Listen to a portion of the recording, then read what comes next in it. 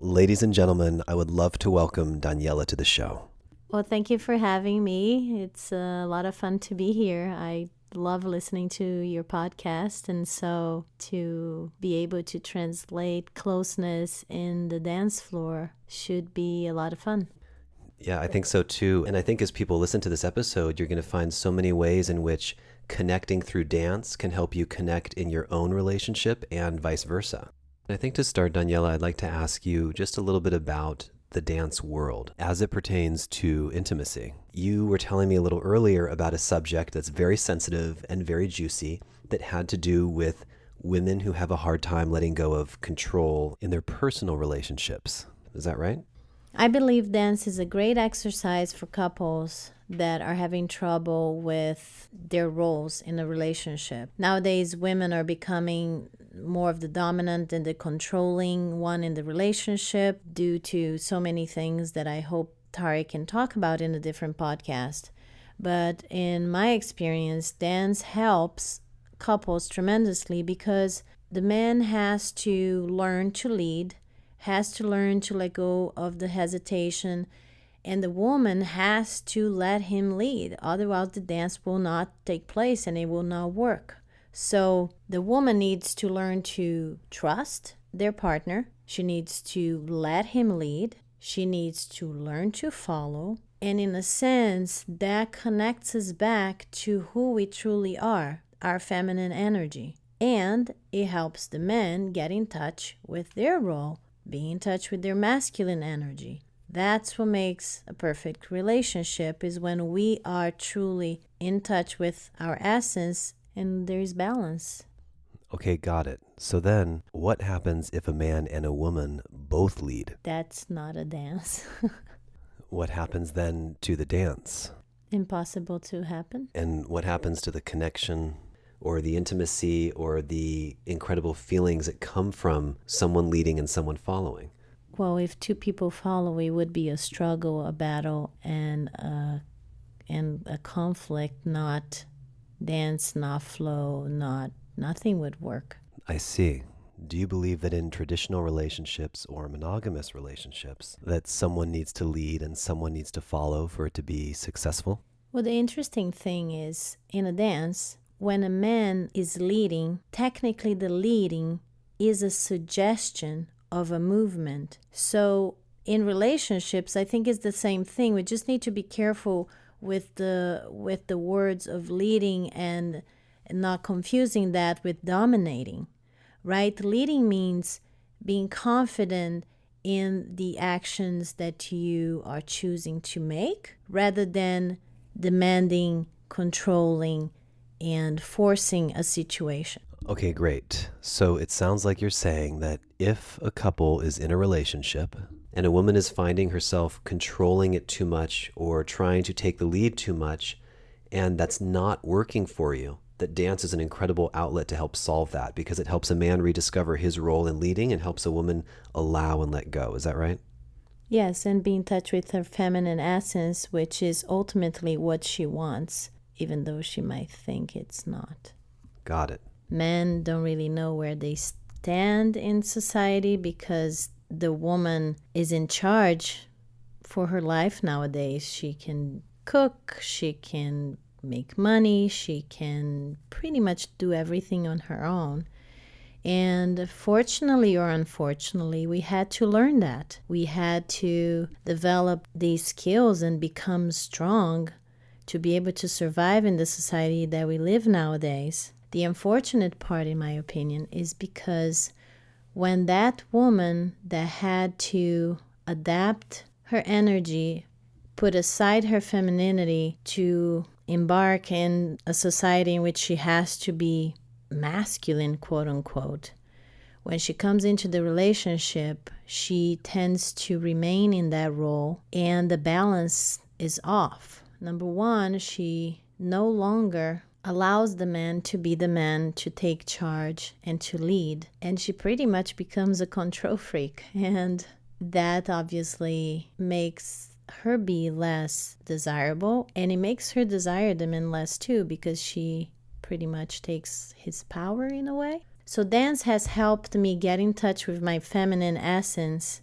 And I believe if a couple is having issues with roles, with control, with masculinity, femininity, and getting in tune with that sync again and that balance, dance can help in a sense that the woman has to let go when it comes to being in a social dance, a partner dance, right? So dances like salsa, zouk, bachata, partnering dance.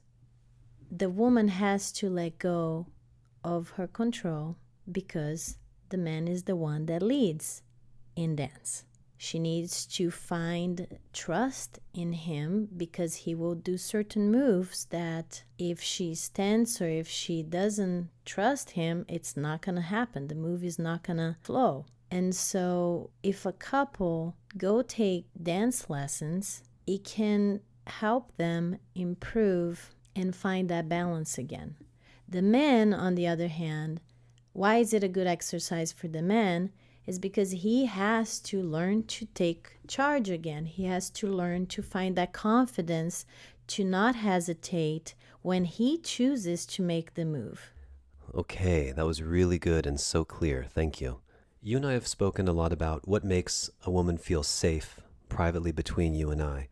Can you give us a little introduction or an explanation about how and if women feel safe in the dance world and in the dance community, and what that experience is like for a woman? In my experience, the dance community brings us the feeling of family. We're there with people from all different backgrounds, all different genders, colors, sexual preferences. And the beautiful thing is that dance brings us all together. It's one of the few places you will see people from all backgrounds, financial status, religion, everything. It's one of the biggest melting pots that bring us all together. Maybe for that reason, we feel that's a safe environment to be in, because it's a place in which we can express ourselves not only in the dance floor, but as a community. Perfect. As with everything, I'm going to keep relating dance to closeness and intimacy and that sort of thing. And throughout this whole conversation, I'll be doing that intentionally. But I know that the purpose of dance is not to be sexual or to have sex. Although expressing your sensuality or expressing your sexuality or femininity or masculinity can be a part of the dance. But I do want to give listeners a real broad understanding of how intimacy and closeness is so tied into dancing itself. So to continue along with the same question, at a social event, it's likely that a woman is going to dance with maybe countless men in an evening. She's taking in different scents and feelings and vibrations and, gosh, so much information about dancing with different partners. And we were speaking earlier about this idea of, we have multiple words for it: chivalry, decorum, tact, etiquette, social graces, manners, all of these things which secretly, if you haven't noticed, the Closeness podcast is really all about. Can you tell me a bit about how that works and how it all comes together? In my opinion, we feel safe in the dance community because a guy would not last in that environment more than, I don't know, a few days or hours even. In a social event or dance community, because it's in a way small and everybody tends to know everybody. If a guy is creepy or acts in a wrong way or tries to take advantage of the fact that he's dancing with a woman, number one, that woman will likely not want to dance with him again. And that word's going to be passed around fairly quickly because we all want to be in a safe environment. Therefore, we would probably be telling other girls, that guy's creepy, that guy's like this. And the same way we would say, wow, that guy's an amazing dancer. Got it. So in all facets of life, creepy has become a very popular word for people to use for, say, someone who makes a woman feel uncomfortable. Even though in my mind, it's like someone in a dark alleyway in a trench coat who flashes you, or someone whose energy is so unbelievably strong and bad that your skin crawls. Nevertheless, can you explain what type of behavior would specifically be creepy at a social dance? I think When you're dancing with someone, you're so close to them, and it could be an energy thing, but we feel and we sense the interest and the desire in the partner. So if there is a sexual intention that it's being expressed, even with a gesture, I think we will notice. It's hard to explain how, call it a woman's sixth sense, but it's fairly noticeable to us. There is the obvious, like touching in parts of the body that is inappropriate, or trying to talk during the dance, which is something that nobody likes, because we are not there in the middle of a dance floor to talk. We're there to dance. Those are a few things that I can think of. Yes, and I want to draw a parallel here to real relationships and sexual intimacy when it comes to talking about doing it before you do it, or having dialogue sometimes about intimacy when you feel safe and you feel good with your partner.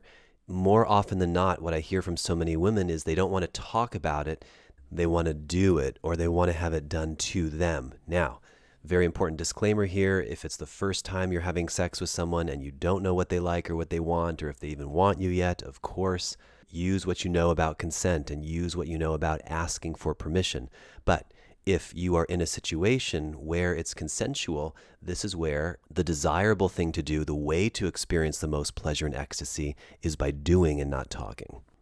So too with dancing, when it comes down to the actual act of it, you're there to dance, not to talk about it or ask about it or philosophize about it. You're there to get on the dance floor and move. When you take away the talking component and you tune into your body, to me also, that's sometimes what allows us to experience the ecstasy of dance.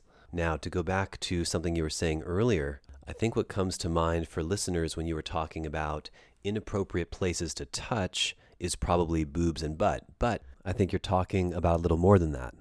Can you tell us a little bit more about what it means to be inappropriately touched or interacted with from a woman's point of view? I think even how a man will touch the waist or the back, but yeah, in general, the private parts, but I think it comes down to the intention, and we feel that fairly easily. Were you also telling me earlier that maybe hands on hips might even be inappropriate if the dance is meant to be danced higher up on the waist? Yes, there is a lot of controversy and with that, because there are so many teachers out there. Some will say, for example, in the kizomba world, the hand should be in the upper part of the back. Some will go in the lower part of the back. So it really depends on who's teaching. That goes a little bit on the gray. Okay, and then just to add a little bit more about what makes someone creepy or what makes a woman feel uncomfortable in the dance world, you're essentially telling me that you can sense a man's intention, and if it feels more sexual than a desire to actually dance and practice the skill together and have more of an experience together, that it can become uncomfortable for you. Is that right? Yes, I think you phrased it pretty accurately. Okay, cool.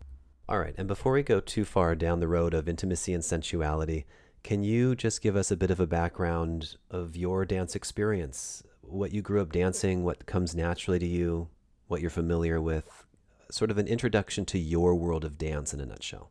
I grew up in Brazil, started dancing ballet at 5 years old, and went through pretty much most of the Brazilian rhythms, forró, lambada. When I moved to the US, I started dancing salsa and bachata, merengue. And when Zouk came along, which happened to be the next generation of lambada. Let me interrupt you here for a moment if you don't mind. How did Zouk come along? What does that mean? Zouk came along because lambada, which was a music genre that started in the 80s, which happened to be a very sensual dance with lots of hip movement, hair flips, danced in a circular motion with another partner. There was some controversy because it was such a sensual dance, so DJs at the time started boycotting the music, but there were a lot of dancers at the time who wanted to continue dancing, so they borrowed the Zouk music from the French Caribbean islands and started adapting the lambada dance to that. That's how Zouk became Zouk. Nowadays, Zouk is danced all over the world. There are festivals, congresses, pretty much every single month or almost every weekend throughout the year in multiple cities around the world. And that's how I'm spending most of my time, is dancing in Zouk festivals and congresses around the world. Nice. That's actually really amazing. So, Daniela, speak to us a little bit about how your femininity or your way of shining or even your sensuality as a woman comes out when you're dancing. I think dance allows us to be in touch with who we are, in a sense that when you take classes, you need to understand your body. You need to understand what moves you need to make and how you make those moves.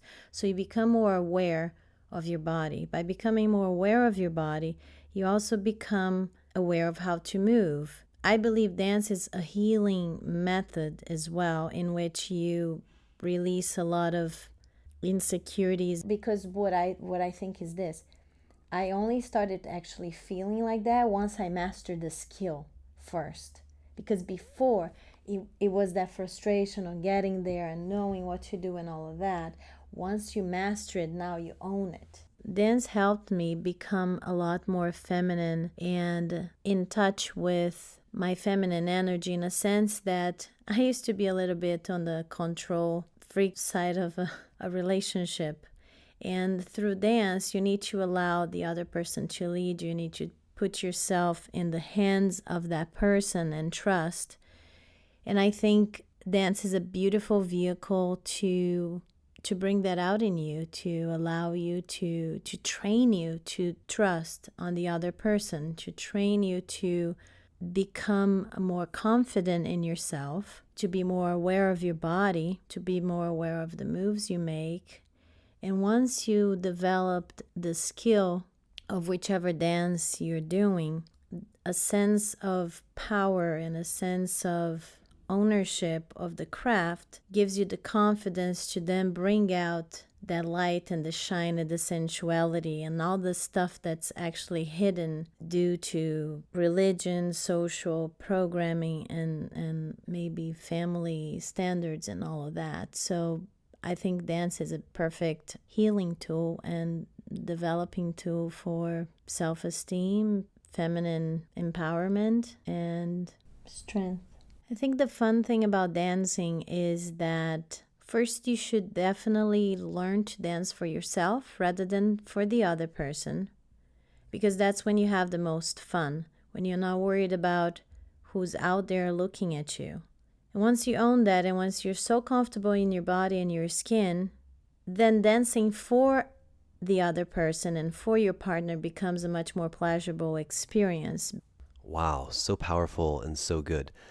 Okay, tell us a little more about what dance is to you and what makes someone an incredible dancer that you can't get enough of.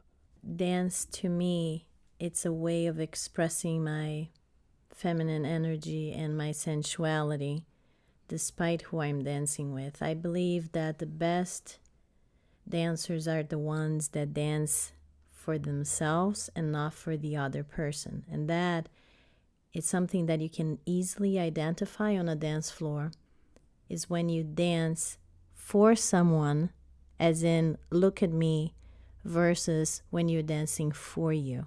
That's really important what you just expressed right there. Thank you. All right, now let's take an even juicier turn. Daniela, do you believe in chivalry? Absolutely. In a dating environment or when you're dating a man, what does it mean to you when a man is being chivalrous? In my opinion, every woman enjoys the basic being taken care of, enjoys feeling safe, enjoys a man being polite, courteous, open the car doors and things like that. And I have a hard time believing these new women out there that believe they should do it all and a man shouldn't open the door for them and the whole feminine movement thing. I'm more of an old school kind of person, so it's hard for me to even comprehend that whole movement on I'll do it myself. Sure. I think it's also important to distinguish the difference between chivalrous acts and then just favors that are constantly being done for members of the opposite sex just because. Are there any other examples of what you're calling basic behavior?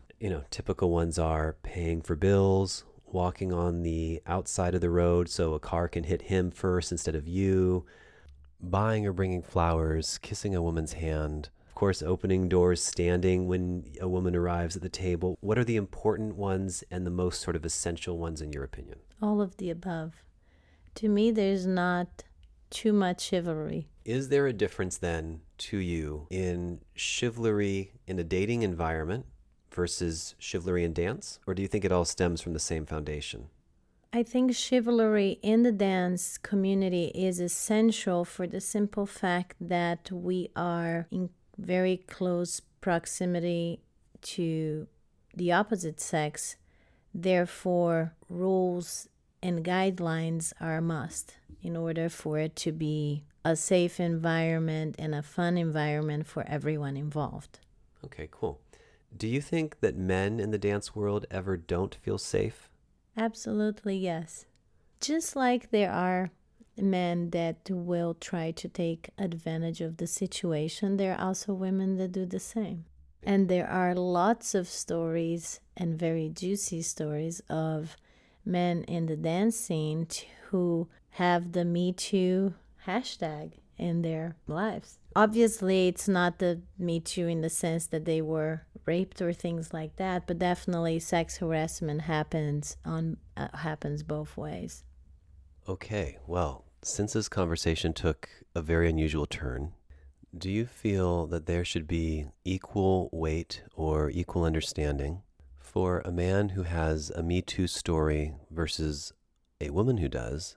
In other words, do you feel they both deserve the same care and attention? Or is there anything in you that feels that because a man is a man, that a Me Too story may not be applicable?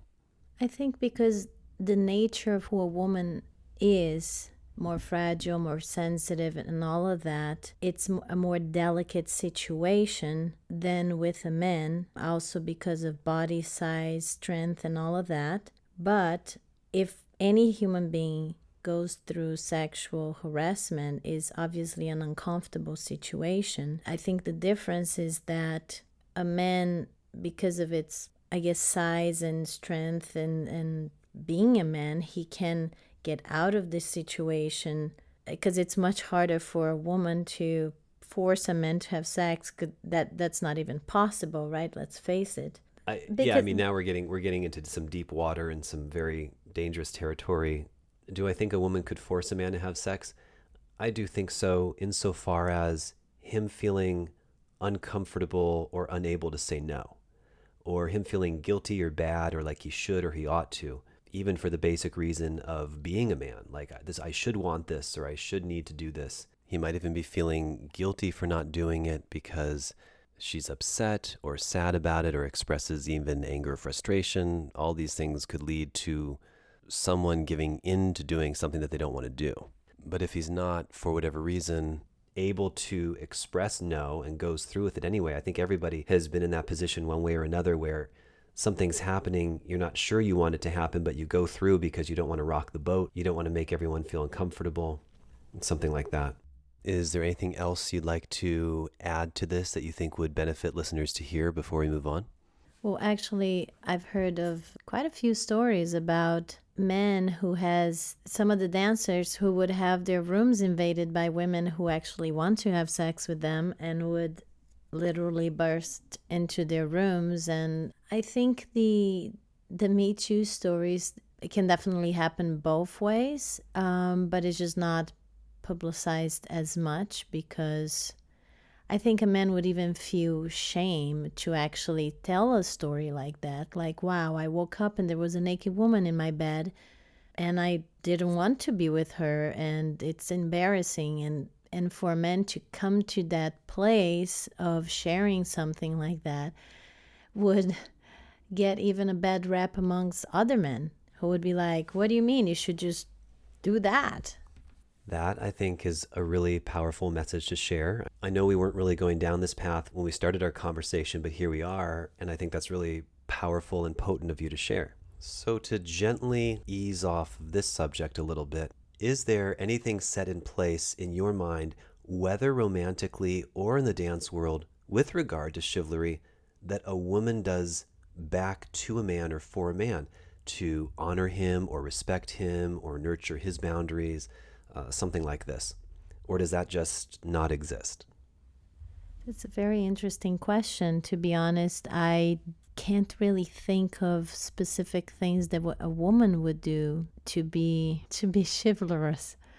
I think it's very important for a woman to be as delicate as possible when a man is approaching her on the dance floor if she doesn't want to dance with him for whatever reason.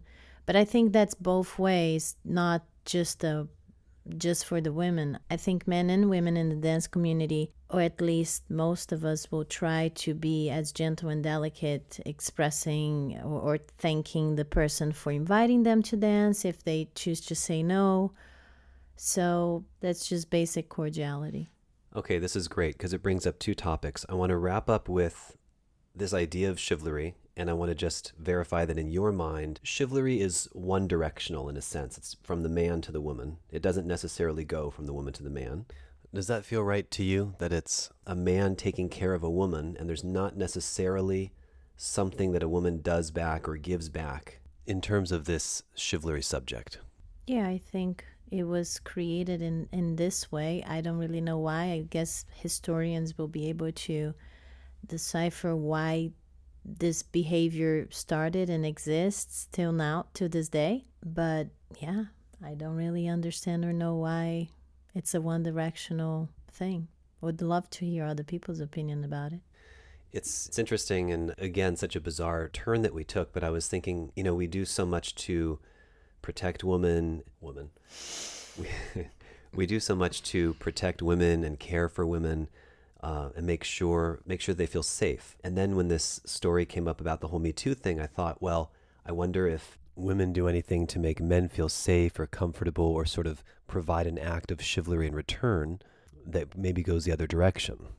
I think what that might be is the tact and respect with which you reject a man if you don't want something to do with him, and the respect that you show him if you are turning him down. I mean, I do whole episodes about how to say no, how to not only reject someone, but how to receive rejection. So can you talk to us a little bit about what you think maybe chivalry in terms of rejecting a partner who asks you to dance, what that would look like? Yeah, I think rejection should be a double standard for sure on that one, because we are all human beings who will do everything we can not to feel rejected. We all want to feel seen. We all want to be acknowledged and feel loved and desired. So I don't think it has to do with gender. It has to do with understanding that there is a human on the other side of that request with feelings and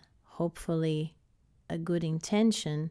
And the way I feel most of the time, I feel honored when someone, I guess, asks me out or desires me or wants to dance with me. I think it's how every person should feel. Therefore, if they are not interested in whatever thing it is, they should do it in a polite way. For sure. Recently, we had the experience to see many, many professional dancers dancing freestyle, dancing in shows, teaching privates, and dancing in classes. Seeing the reactions and responses from women when they're able to dance with someone who knows how to lead and who knows what they're doing. And I was absolutely blown away by how these women responded to men who know how to lead well or were considered great dancers. I had my observations about what I saw. I want to share them with you, and you could tell me if you agree or not, or if you had a different experience yourself. I tend to relate everything to closeness because I think that's fundamentally what we all want as people. I think that's what happens when you dance well with someone, when you do acrobatics well with someone, when you have a successful relationship, even when you're close with your family. There's a sense of closeness and happiness that abounds. And I think that when I saw these professional dancers maneuver and masterfully move these women across the dance floor, which, by the way, whether the lead was a woman or a man, didn't matter. What I saw in their eyes, in the women's eyes, was ecstasy, euphoria, a state of trance, a state of unbelievable well-being, and so many more things. Being taken care of, being held, being supported, being allowed to shine, having their femininity come through and shine through. I couldn't believe how much I was observing in one dance. I mean, let me just sum it up for you. To me, if you asked every woman on the planet what they love and yearn for in a relationship, what makes them feel vibrant and happy and alive and seen and beautiful and feminine, and you put all that together and expressed it in 5 minutes, it would look like what these women were experiencing from their partner within themselves by way of dance, and more specifically by way of Zouk, except without a relationship and without a commitment and with the ability to walk away in seconds. Over and over and over again from all of the most talented dancers. And I saw that that was missing from dancers who were not so talented or who lacked that ability. That became more of a favor maybe, or just a nice little experience or something decent, but not that ecstasy, that euphoria, that feeling of being lost and being in trance, literally in trance. Now, I know that was a lot to digest, quite a mouthful, so I just want to hear if you agree or if you have some additional thoughts about that. Well, I think you put it very well, and I would definitely use the same words to express the feeling. And it's definitely exhilarating to dance with a master dancer. I think that goes with anything, just like eating a meal that's prepared by a master chef or someone that is so good at what they do and has truly mastered that craft.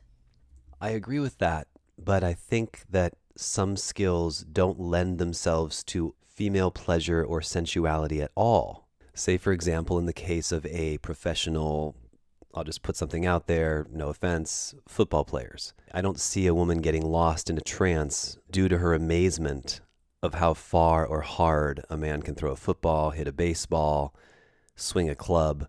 She or anyone can appreciate it. They can be into sports or love a certain activity or admire the partner who does it.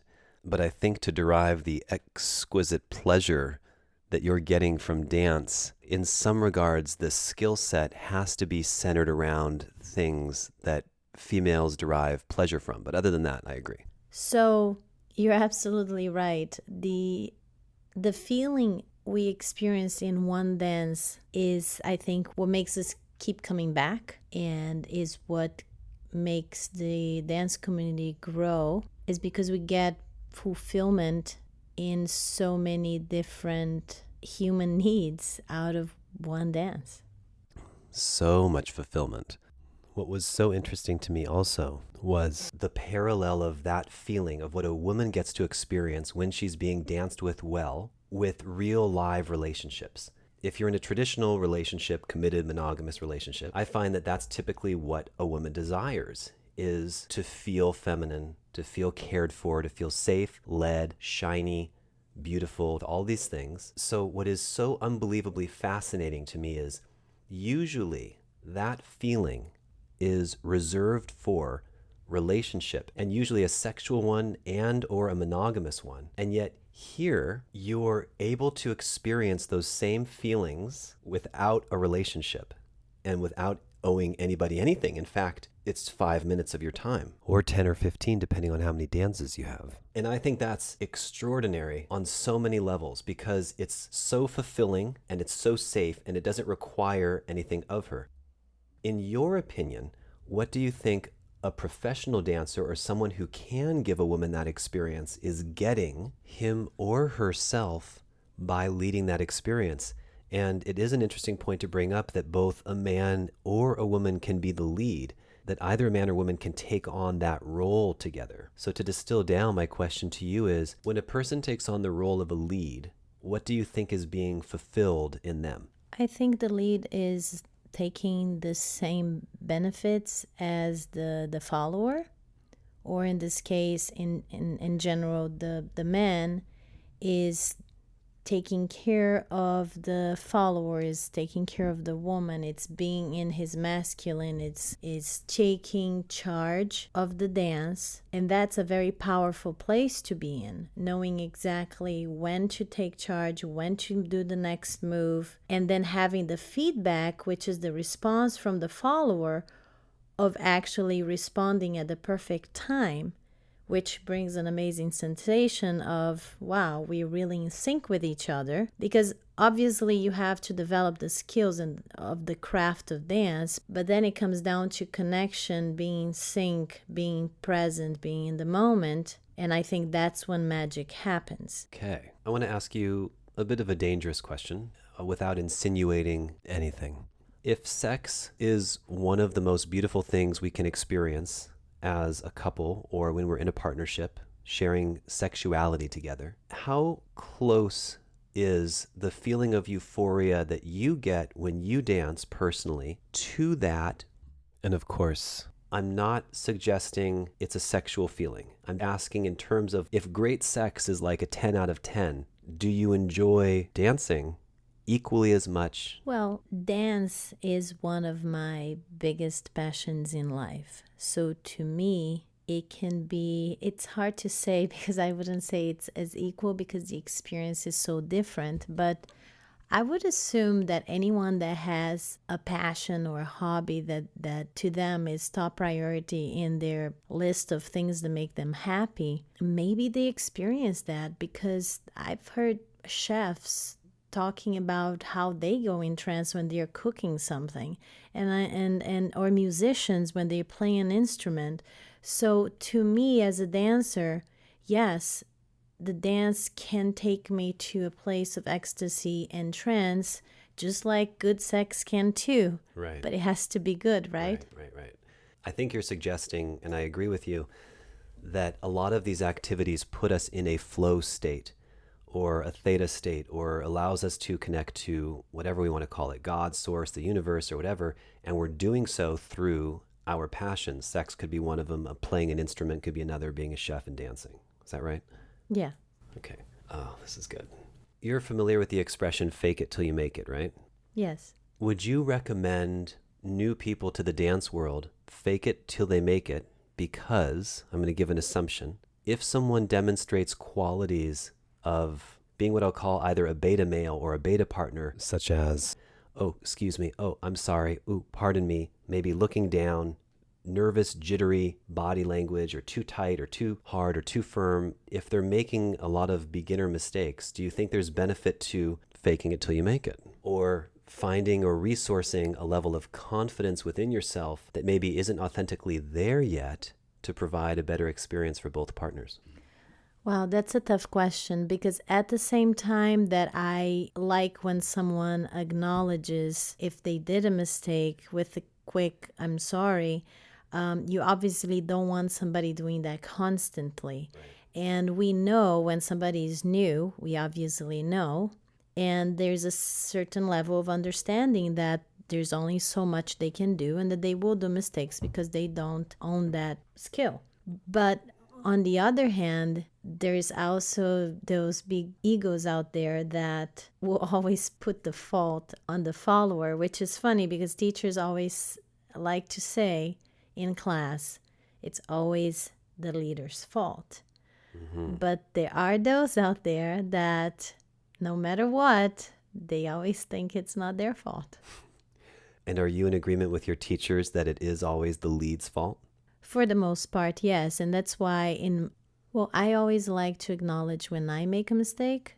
But yes, in general, whoever is leading is the one in charge of the move. So if the move is not led correctly, the follower can't respond appropriately.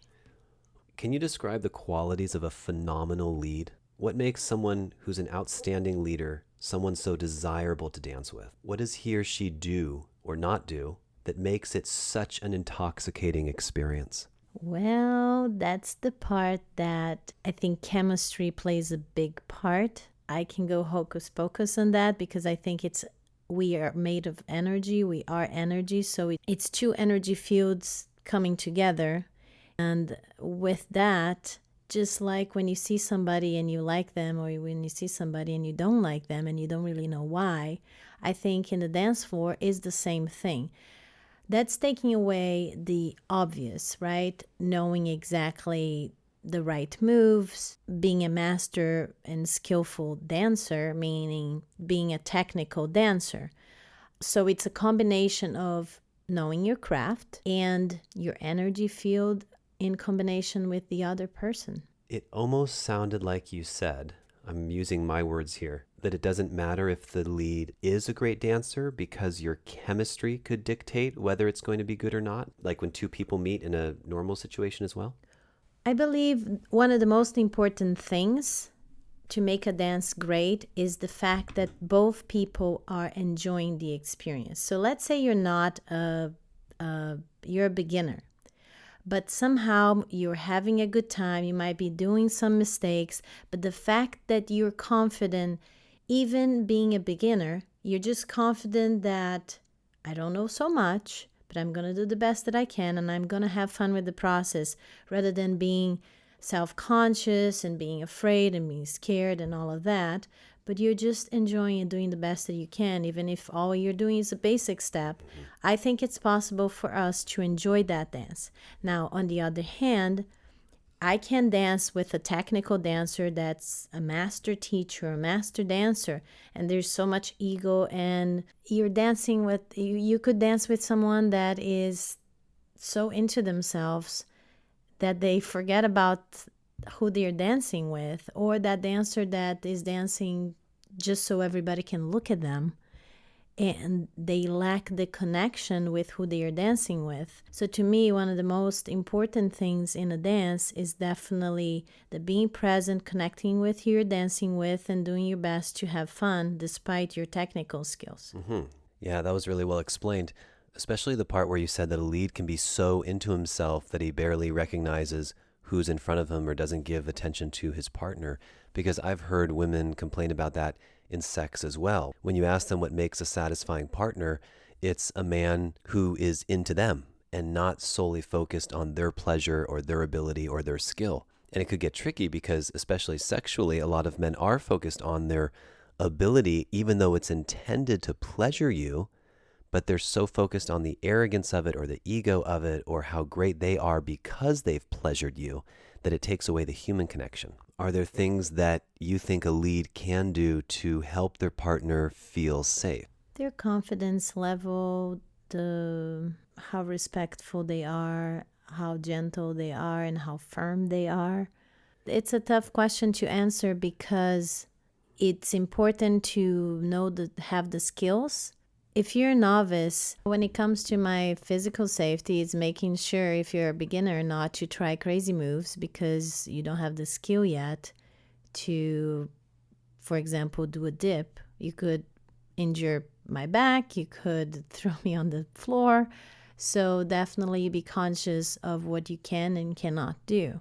Safety as far as feeling comfortable in close proximity with someone and feeling respected. I think it's just the basic things you would do anywhere. Something came to mind with something you said earlier about how a lead maneuvers you across the dance floor. So in other podcast episodes, I talk a lot about loaded words and loaded vocabulary.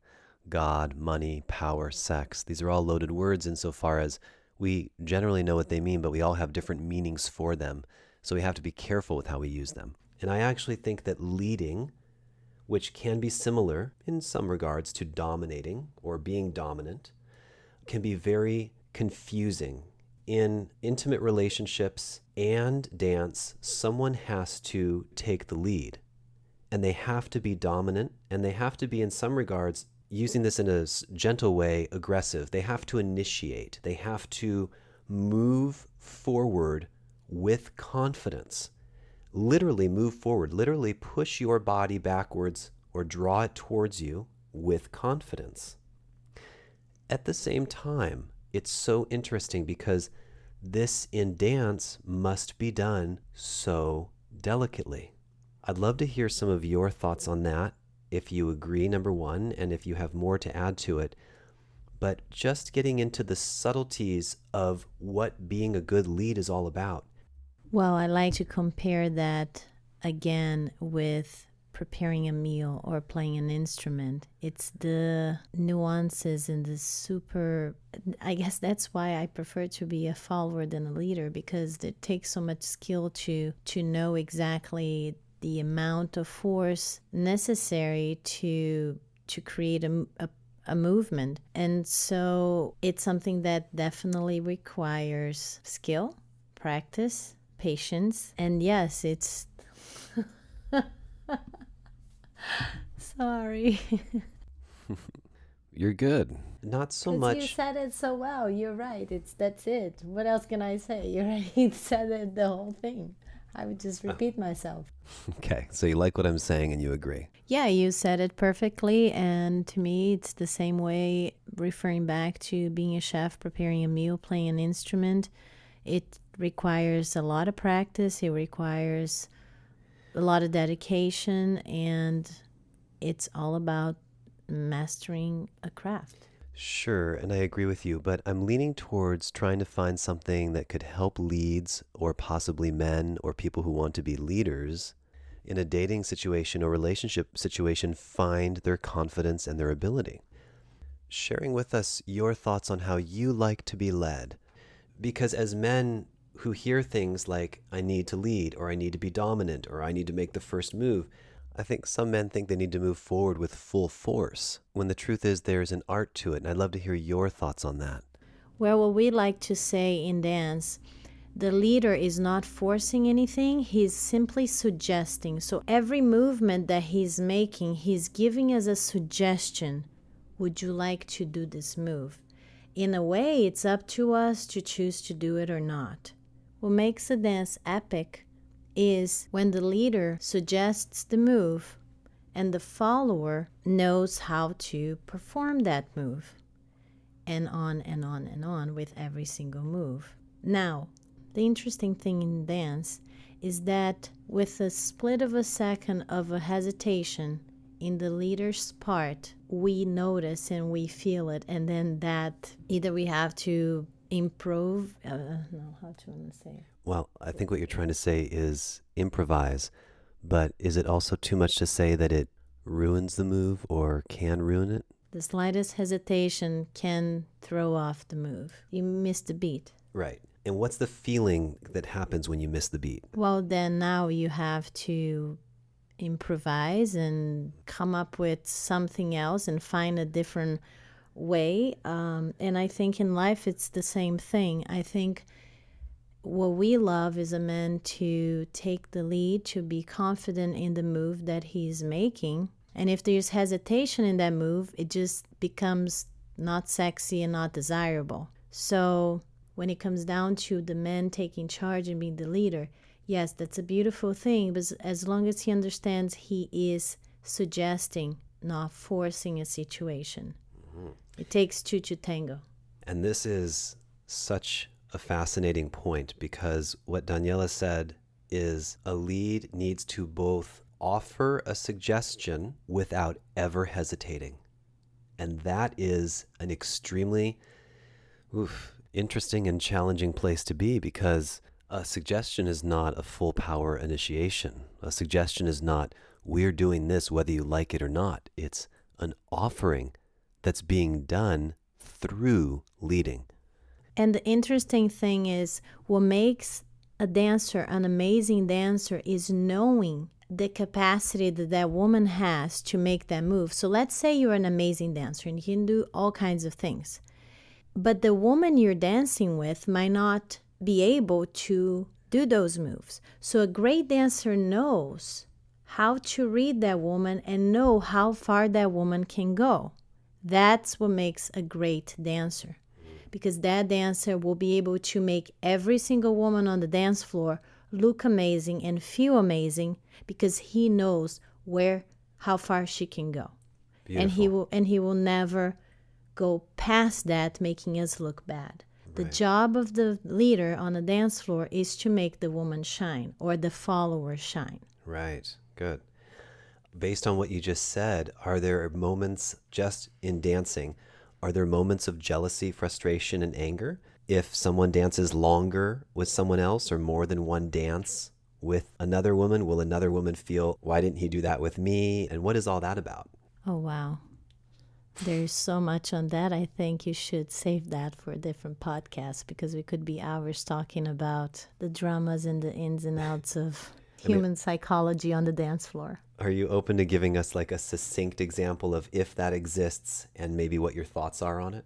Well, in the dance world, yes, we are dancing, and yes, it's the dance world, but it's still human beings on the dance floor, and with that comes insecurities, come jealousies, and comes all of our baggages. As much as in the moment we are fully present and we feel like all of our problems go away, right after a dance finishes, all of our egos, insecurities, and things can come up. And so, yes, there are always the issues and the things that we need to deal with, like the feelings of rejection, the feelings of not being significant enough, not being good enough. So all of that is something that we are having to deal with in the dance world, because we're all humans and we still have all of those things that we have to work on as human beings. Beautiful.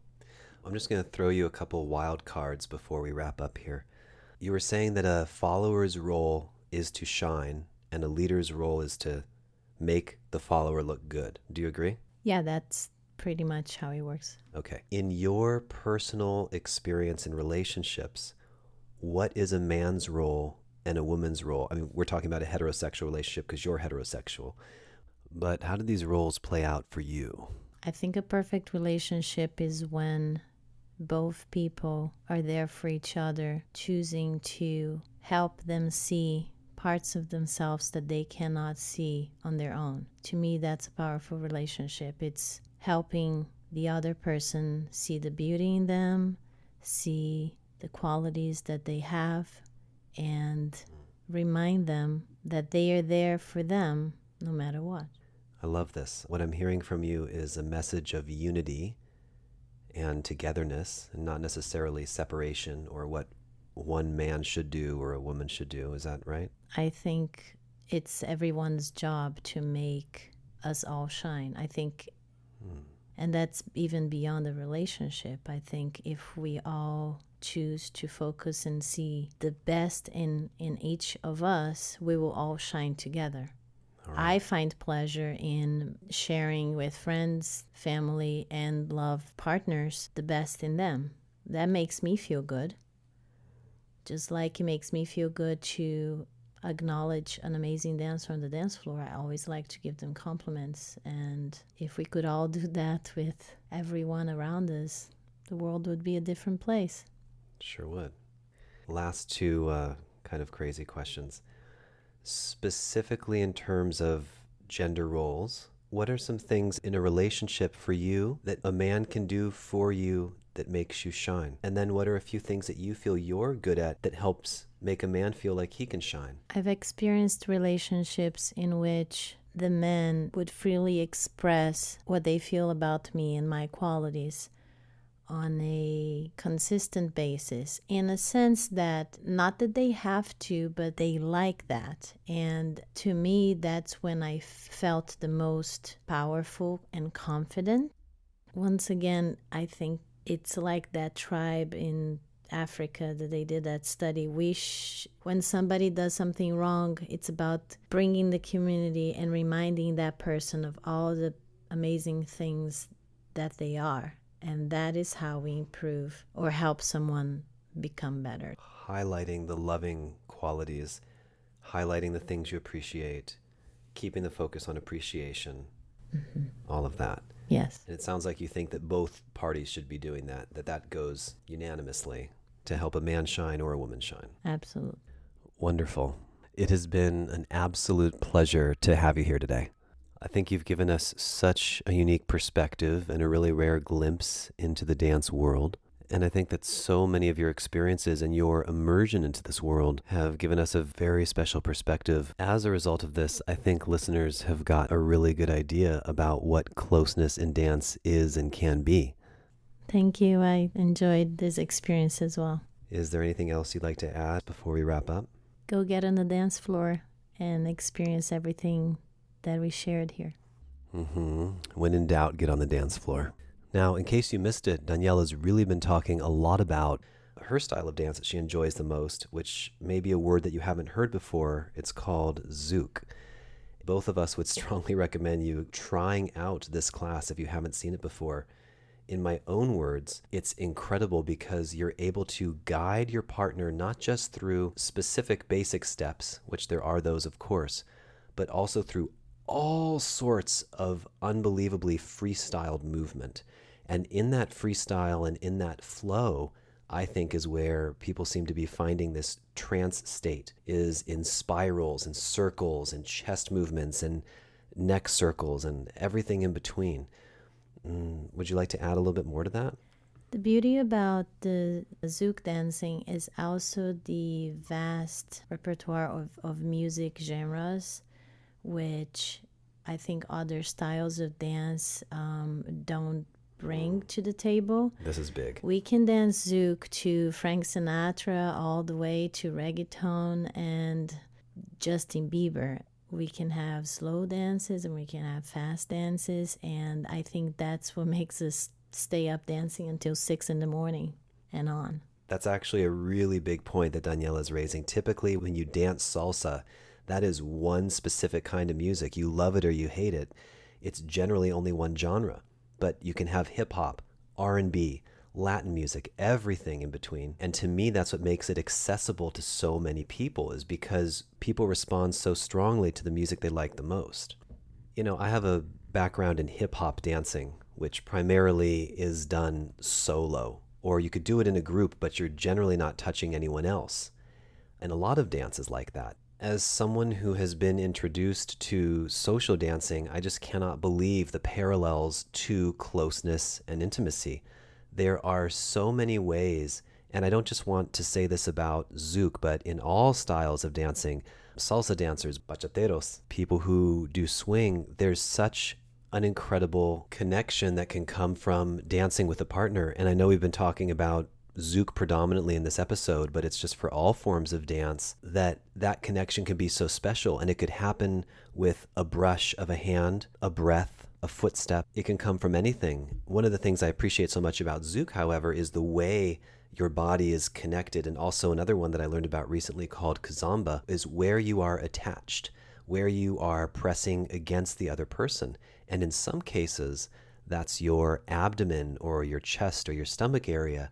And so even breathing comes into play, and the way you can share breath with someone while you're dancing and connect with them that might even be invisible to people watching, but the two of you feel it together. Beautiful. I think you couldn't have said it better. Good. Well, I think we can now officially wrap it up.